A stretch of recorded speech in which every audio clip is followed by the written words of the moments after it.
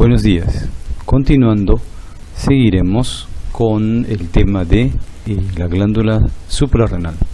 Si empezamos nosotros a ver la macroestructura de la suprarrenal, también conocida como adrenal, sabemos que son componentes importantes del sistema endocrino, cuya contribución básica es mantener la regulación de la respuesta adaptativa del organismo al estrés, justamente. Mantenimiento además del agua corporal, el balance del potasio y del sodio, así como también el control de la presión arterial. Conocemos que las principales hormonas producidas por la suprarrenal pertenecen pues a dos familias diferentes, ¿no? Dependiendo de su estructura. Son las hormonas esteroideas y las catecolaminas.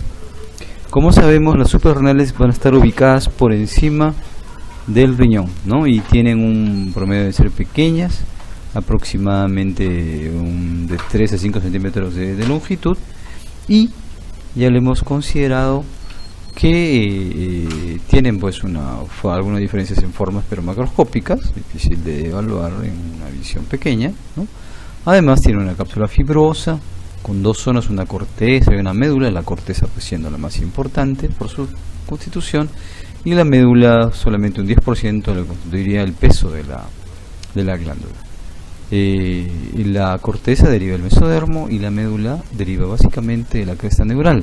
Podríamos emplear un poco más de eso porque la médula tiene o mejor dicho, la médula tiene una derivación específica de una subpoblación de células de la cresta neural, y se podría además indicar que la glándula suprarrenal en el desarrollo fetal tiene dos zonas.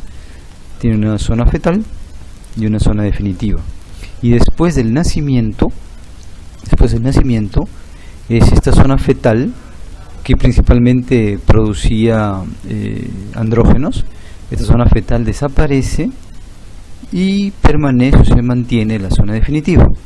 Esta zona definitiva, a lo largo de los primeros 3 años de vida, van a dar lugar a la corteza suprarrenal del adulto, que va a desarrollarse, ¿no?, a partir de estas estructuras, y se va a diferenciar pues, en las 3 zonas que nosotros tenemos que considerar en el adulto: la zona glomerulosa, la zona fasciculada y la zona reticular. En combinación, ambas suprarrenales tienen 8 a 10 gramos de peso, están en el retroperitoneo. Ojo, retroperitoneo, ya sea por encima o un poco medial a los polos superiores de los riñones. Hay una cápsula fibrosa que va a rodear a la suprarrenal y está ricamente vascularizada, como ustedes pueden ver. Ricamente vascularizada, recibe su suministro arterial principal a partir de ramas de la arteria frénica inferior, de las arterias renales y de la misma aorta. Estas arterias forman un plexo arterial y luego ingresan al sistema sinusoidal, que penetra la corteza y la médula, y luego va a drenar esto en unas venas, ¿no? Una vena central, una única vena central para cada glándula. La vena suprarrenal derecha drena directamente en la cara posterior de la vena cava, ojo, muy importante, y la vena suprarrenal izquierda ingresa a la vena renal izquierda. También es interesante considerar eso. Estas características anatómicas justamente, ¿no?, dan el hecho de que es más fácil cateterizar la vena suprarrenal izquierda, ¿cierto?, que cateterizar la vena suprarrenal derecha, por lo que estábamos considerando.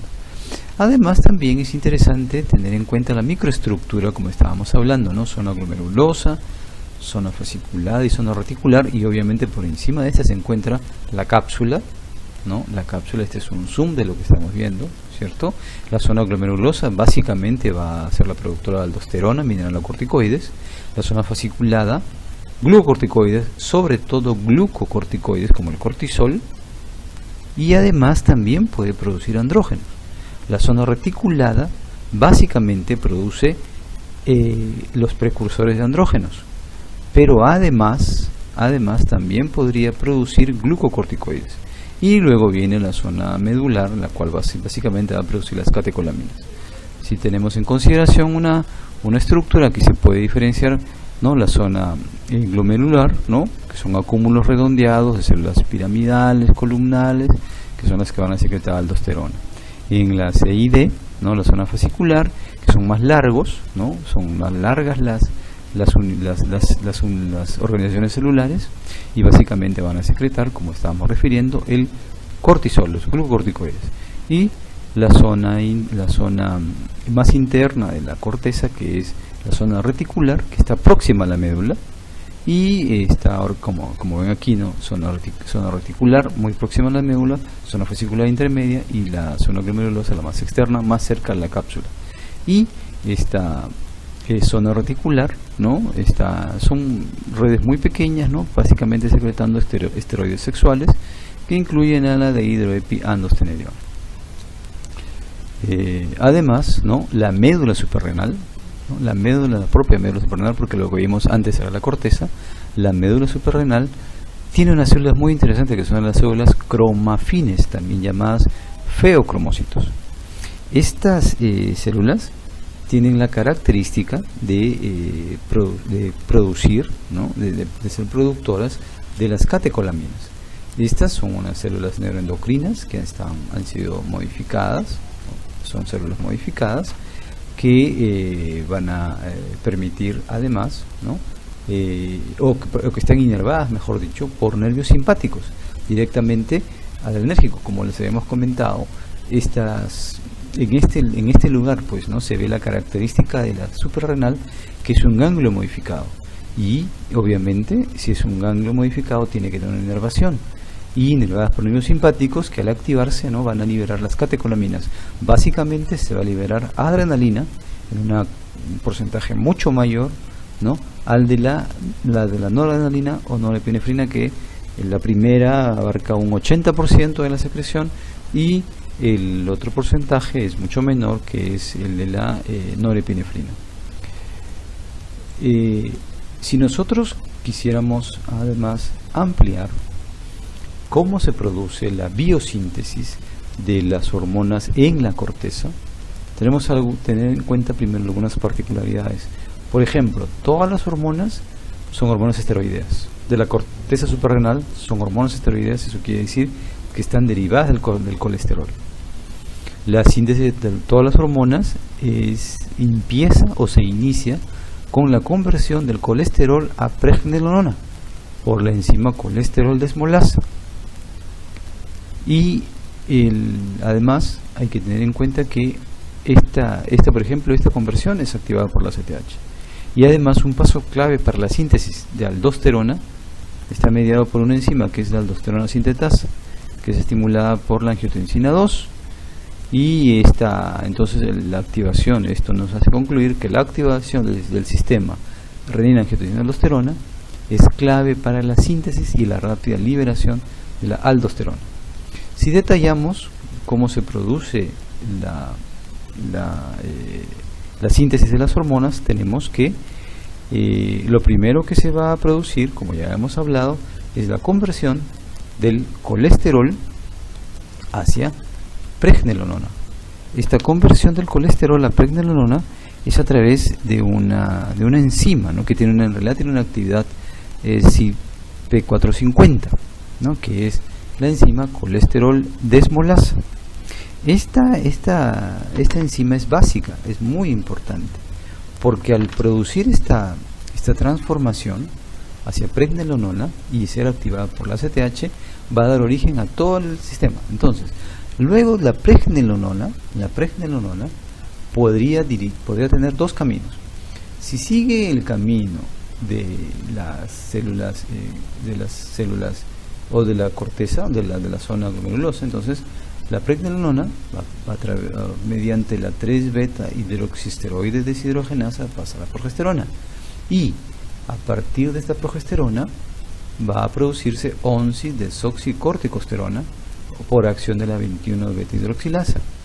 Esta 11-desoxicorticosterona solamente va a poder pasar a corticosterona por la presencia de la 11-beta hidroxilasa y sobre todo porque tenemos a la aldosterona sintetasa, va a dar lugar a la aldosterona y por lo tanto el principal mineralocorticoide, estamos hablando en la zona glomerulosa. Sin embargo, esta pregnenolona también y la progesterona también podrían tener otro camino. Si son modificadas por la 17 alfa hidroxilasa, puede dar lugar a 17 hidroxipregnenolona. Esta 17 hidroxipregnenolona puede ser modificada o ser activada por la 3-beta hidroxiesteroide deshidrogenasa y pasar a 17 hidroxiprogesterona. Esta 17 hidroxiprogesterona activada o modificada por la 21 beta hidroxilasa nos va a dar lugar a 11 desoxicorticol, y este 11 desoxicorticol a través de la 11 beta hidroxilasa nos va a llevar a cortisol, que es el principal glucocorticoide. Estamos hablando obviamente de la zona vesicular. Y luego estos dos primeros mediadores, que era la 17 hidroxipregnenolona y la 17 hidroxiprogesterona, pueden ser modificados a través de una 17-20 liasa y dar dehidroepiandrosterona, o también a través de esta misma 17-20 liasa la propia 17 hidroxiprogesterona puede dar lugar a androstenediona. Esta androstenediona a su vez puede llegar a testosterona y obviamente a 17 beta estradiol, que es la vía a través de la cual se van a producir los andrógenos. Toda esta vía metabólica en la corteza puede dar lugar a diferentes alteraciones, que es la que vamos a ver más adelante. Puntualicemos que cuando el ACTH se une a su receptor, se activa una proteína GS, que va a dar lugar a la activación de la gatociclasa, generación de MP cíclico, proteína quinasa A, y se da lugar a que se produzca, ¿no?, mediadores como por ejemplo fosforila a la colesterol hidrolasa. Este es una enzima muy importante para producir colesterol, que va a ingresar a la mitocondria, y en la mitocondria, ¿no es cierto?, se va a formar hacia pregnenolona y a dar lugar a todos los demás mediadores que nosotros habíamos comentado.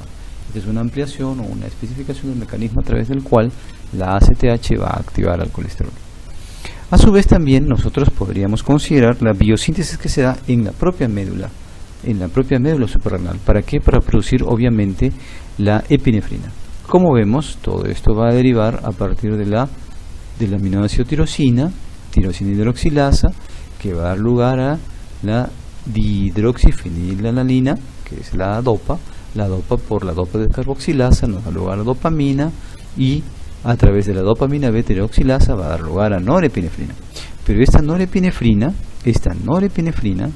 tiene que pasar por una enzima muy importante para convertirse a adrenalina, que es la feniletanolamina N-metiltransferasa.